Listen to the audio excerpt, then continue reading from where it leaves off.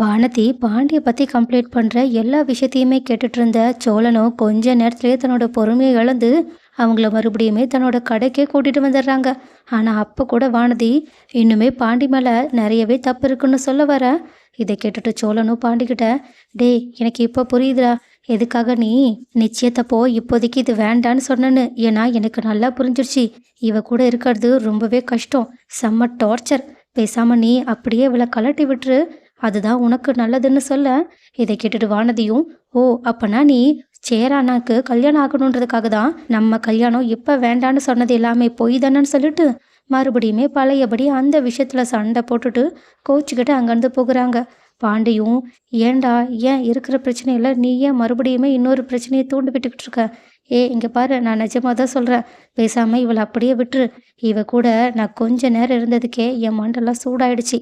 கண்டிப்பா சொல்றேன், நீ நிம்மதியா இருக்கணும்னா இவ கூட இருக்கிற கனெக்ஷன் எல்லாத்தையுமே கட் பண்ணி விட்டுடுன்னு சொல்லிட்டு காமெடி பண்ற மாதிரி பண்ணிக்கிட்டு இருக்காங்க. ஆனா பாண்டிக்கு தான் என்ன பண்றதுனே தெரியல. ஆனா அப்போ பாண்டி வீட்டுக்கு போகும்போது நீலா சோறு வடிக்க முடியாம கஷ்டப்பட்டு வடிச்சுக்கிட்டு இருக்கதை பார்த்துட்டு அவங்களுக்கு உதவி பண்ணிக்கிட்டு இருக்காங்க. அப்போ பல்லவனை பத்தியுமே விசாரிக்கும் போது பல்லவன் ரூம்ல ஃபீல் பண்ணிக்கிட்டு இருக்க விஷயத்த நிலா சொல்ல, உடனே பாண்டியும் மனசிறங்கி போயிட்டு பல்லவன் கிட்ட அவங்களுக்கு ஆறுதலா பேசிக்கிட்டு இருக்காங்க. ஆனா பல்லவனும் இன்னுமே சேர அண்ணா என்கிட்ட பேச தயாராகவே இல்லைன்னு சொல்லிட்டு ஃபீல் பண்ணிக்கிட்டு சேரன் கிட்ட மறுபடியுமே போய் பேசலான்னு போகிறாங்க.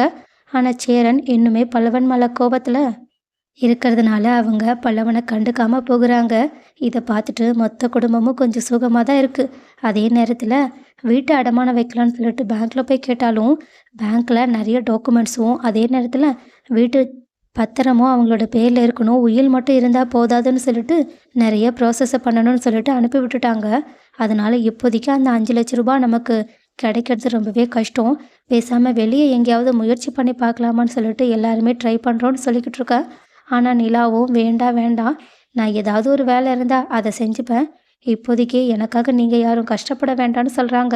ஆனால் வீட்டில் இருக்கவங்க தான் கேட்காம, எங்கள் குடும்பம் நல்லதுக்காக நீ இவ்வளோ விஷயத்த பண்ணியிருக்க, உனக்காக நாங்கள் இதை பண்ண மாட்டோமான்னு சொல்லிட்டு அவங்க நிலாவுக்கு 5 லட்சத்தை எப்படியாவது கொடுத்தணும்னு சொல்லிட்டு அந்த முயற்சியில் இறங்கியிருக்காங்க.